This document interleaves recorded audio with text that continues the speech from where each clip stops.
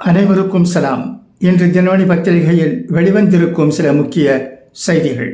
போர்கள் நிறுத்தப்பட வேண்டும், போப் பிரான்சிஸ்.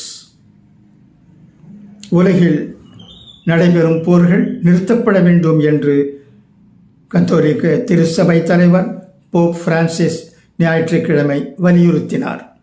இது தொடர்பாக இத்தாலியின் வாட்டிகன் நகரில் உள்ள புனித பீட்டர் தேவாலயத்தில் ஞாயிற்றுக்கிழமை நடைபெற்ற சிறப்பு திருப்பலியில் அவர் பேசியதாவது: உக்ரைன் நகரங்கள் தொடர்ந்து தாக்குதலுக்குள்ளாகி வருகின்றன. இந்த தாக்குதல்களில் சில நேரங்களில் பள்ளிகள், மருத்துவமனைகள் மற்றும் தேவாலயங்கள் சேதமடைகின்றன.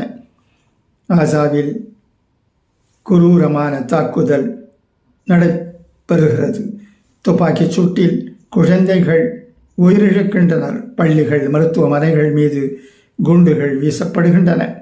கிறிஸ்துமஸ் பண்டிகையின் போது உலகில் நடைபெறும் போர்கள் நிறுத்தப்பட வேண்டும் என்று அனைவரும் பிரார்த்தனை செய்வோம் என்றார்.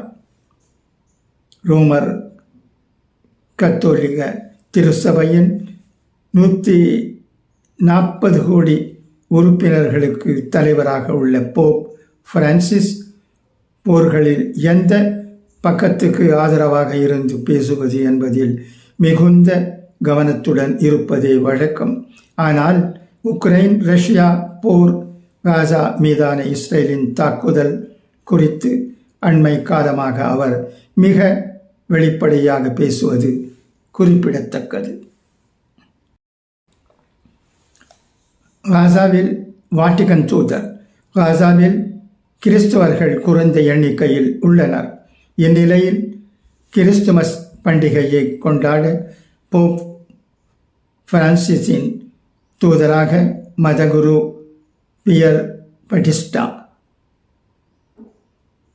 பெல்ஷபல்லா காசாவுக்கு நுழைவதற்கு இஸ்ரேல் அனுமதி அளித்தது.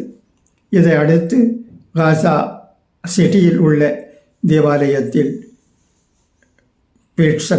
பெல்லாவும் பிற பாதிரியார்களும் ஞாயிற்றுக்கிழமை திருப்பலி நடத்தினர். இதில் கிறிஸ்தவர்கள் பலர் பங்கேற்றனர். 22 பேர் உயிரிழப்பு. காசா சிட்டி, டெயிர் அல்பலா உள்ளிட்ட பகுதிகளில் சனிக்கிழமை நள்ளிரவு மற்றும் ஞாயிற்றுக்கிழமை இஸ்ரேல் மேற்கொண்ட வான்வழி தாக்குதலில் 22 பேர் உயிரிழந்தனர்.